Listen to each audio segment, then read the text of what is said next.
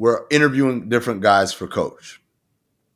And we end up hiring Terry Porter because two reasons. One, TP was Steve Kerr's teammate in San Antonio. So they were really close. But the other thing was TP was an assistant with Adelman.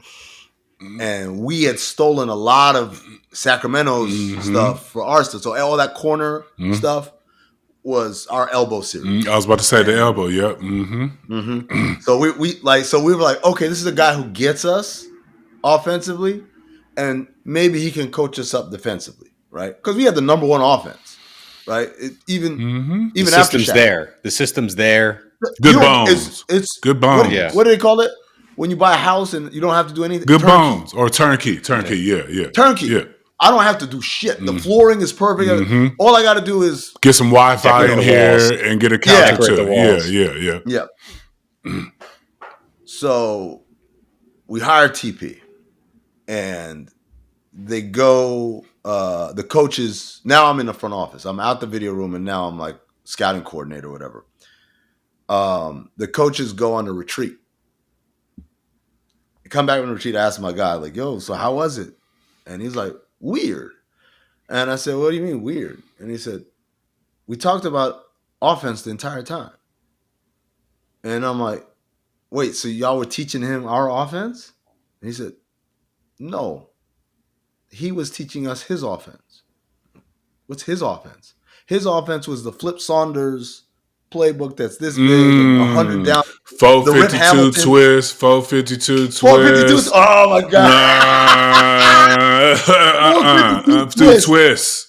Come on, man. You know what that means. When I tell you that shit, first of all, nothing funnier than trying to hear rookie Goran Dragic try to say 452 twist with that thick ass accent. Facts. But like when I tell you, we were like, the fuck are you talking about, man?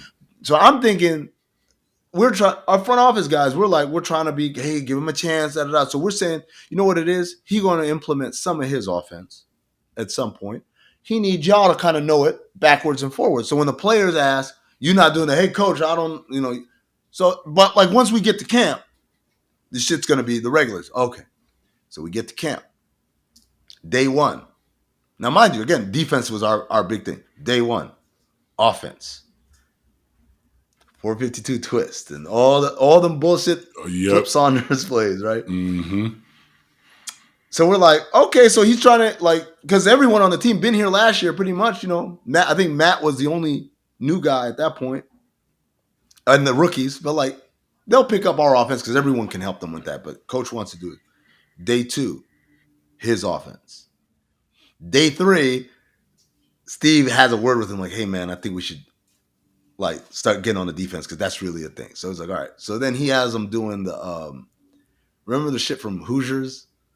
The Indian runs? Yeah, like left, right. Fire Feet and King, the leader of the, what I forgot the drill, but diving on the loose ball, take a charge, diving on the slide, jump up, get a rebound, Hoosiers was a movie about small high school in Indiana, right? College, whatever. He's doing this to Steve Nash, Grant Hill, Shaquille O'Neal. Right? Like 3 Hall of Famers, first ballot Hall of Famers, deep in their careers. 2 of them done one MVP. And the third almost won MVP. Probably would have won one had he not got hurt. So this is kind of like, this isn't NBA defense. This is shit you do with a high school team or a college team. So now the guys are starting to grumble. And we come back from camp and we're like, okay, is this really happening? But we're still kind of holding out hope. Raja and Boris are like, Boris Diaw, they're like, this shit ain't working, bro. It's funny, whenever the shit's not working, there's always someone who knows it immediately and tells everybody immediately, and everybody else lies to themselves. Well, and we were absolutely, like, Raja and Boris were 100% right. This ain't work. It's not going to work. That's why what happened in Milwaukee with Adrian Griffin, even though they're 30-11, I understood it because I'm like, you know when it's not going to work, but everybody's sitting around lying to each other. So Raja's super disruptive. Roger's my OG, so I could say that he was super disruptive. We'd be doing 5-on-0 over here. Roger's on the other end of the court practicing hook shots from 3. Just the left hand, right hand. Roger seems like an asshole in the best way. He's both can be true. Yes, he's the kind of asshole you need around because he'll tell you what you need to hear, not what you'd like to hear. Boris is like that too, and he do it from the French side. He come with the French, doesn't. So So I'm gonna give you the great example of how they both did the same thing, but in their own way. So Roger was, like I said, just messing around, and then he would just grab the ball and then walk up to this side of the court, watch them go to the 5-on-0, and what the fuck are we doing? And then just walk back.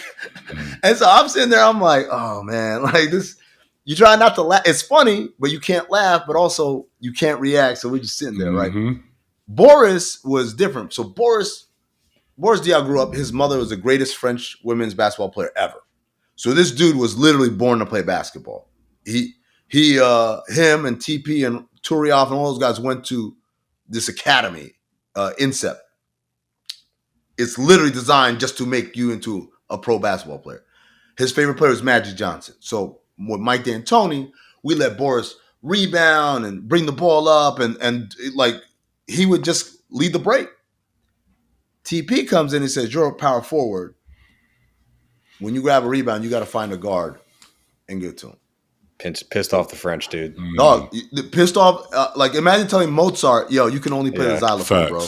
Nah. Like, so Boris, he's a genius basketball player. He is. I know people are going to look at his stats. When I tell you this dude's IQ, basketball-wise, was through the roof. Bro, Steven Jackson said he's the most talented player he's ever played with.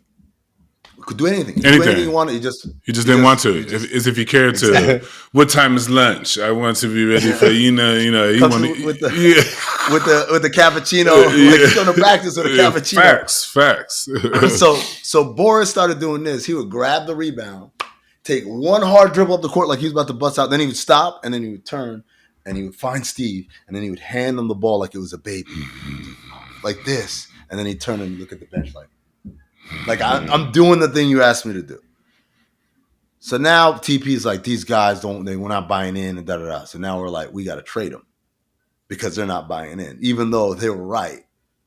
And we were wrong. Also, there's some contract stuff with Roger too, but like the reality was it wasn't because of the contract. It was because he was quote unquote being disruptive, even though he was telling the thing that everybody had on their mind.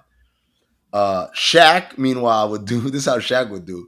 We'd be stretching, and Shaq would just start singing. Remember that T-Pain song? I could put you in the mansion somewhere in Wisconsin, right? Shaq would sing, but he would change the lyrics to "No baloney. We miss Mike D'Antoni." This is the middle of practice, bro, while they're stretching. So everybody's kind of out on TP. They have a conversation with TP, say, hey man, like the morale is down and like the offense ain't really clicking. I think you should start to reintroduce the stuff that we do. So he goes in and he takes one of our more successful plays, is one called 21 chase, right? Which is a pistol action on the side, and the big comes, sets a drag screen after the handoff, and then he rolls and the other guy flares, and it's a bunch of things. But we got 21 chase, 21 flare. They were all 21 keep. They were all different ones. So he says, all right, we're going to run this. It's called pistol. And instead of the big coming and set the screen, he goes to the block, which is like our whole shit was 5 out. Keep that paint clear so that Steve can get in there and make plays. You throw Shaq on the block, now it's basically a post-up play, which Shaq, when he came, he was like, I don't want to play offense anymore. I just want to be Bill Russell and help Amari become the best big in the league. He said all the right things. Not a lot of people know that. Not a lot of people know that. The big fella would come over and say something like that in a situation like that. That's interesting you said that, Amin. Like, nobody knows. Go ahead. He thought his career was over. So he was so appreciative that our training staff got him back. He was like, I'll do whatever it takes. Mm-hmm. Right? That's when he was diving all over loose balls. Remember that year? He was diving. The bench? The whole bench was moving because he was diving all over loose balls all over the place. Yeah. He bought in. He bought in. But so now we come back with TP stuff, and now everything's a post up. And at first, Shaq is like us, like, what's going on? But like a wild animal, he might look tame, but you give him that taste of blood, it all comes rushing back. And so now Shaq is like, fuck yeah, we're running this shit.